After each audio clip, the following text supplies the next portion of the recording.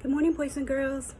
It's Wednesday, and I'm reading you a book today that I just got, and it's about a boy and his friend, a dragon.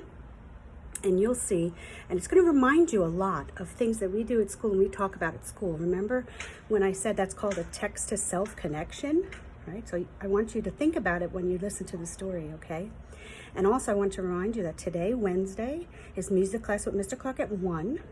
And on Friday, for Fun Friday, we're going to have a special day because it's also career week at school. So we're going to play a special game of bingo. So I'm going to post some information about that for you parents, okay? So hold on, let me get the book set up for you. Okay. The Angry Dragon by Michael Gordon. And it says, a Reader's Favorite Book Award winner. Must be good, let's see.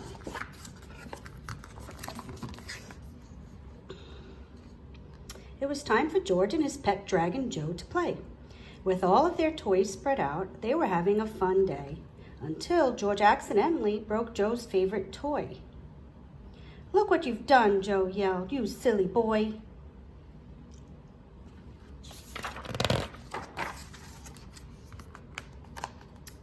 Joe flew into a rage. He got angry and red. "It was an accident. I'm sorry," George said. "I'm sorry I've upset you. Let's talk it out." "Don't be so angry. You don't have to shout."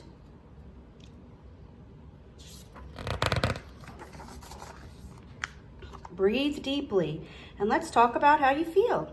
We can fix the toy. It's really not a big deal." Joe breathed and felt better. George was right. He loved his best friend and he didn't want to fight. Look at them doing their belly breaths, just like us. George helped Joe fix his toy with Dad's glue. Before long, it was good as new. That afternoon, George was helping his mom clean. Joe wanted him to play. He thought George was being mean.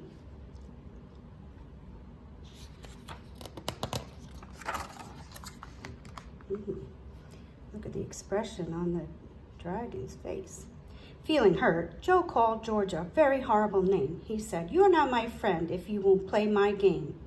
George breathed deeply and said, "Joe, please don't be mad. Be patient and wait for me. There's no need to feel bad."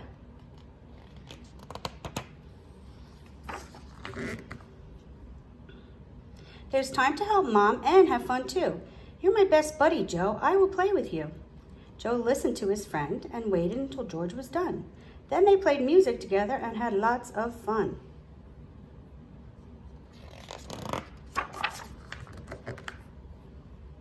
They were hungry in the kitchen later that day. Joe wanted to eat lots of sweets. George said, "No way. Eating lots of sweets is bad for your teeth and tummy too." Joe yelled, "I'll eat what I want. Don't tell me what to do."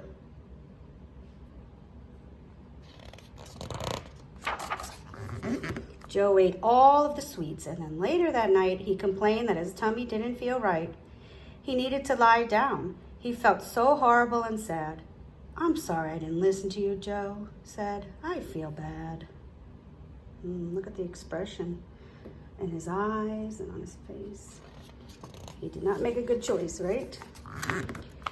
"Getting my way hasn't turned out very well," Joe said, as George helped him sip water while he lay in bed. George took care of his friend. He wanted Joe to feel good. He did everything for Joe that a best friend should.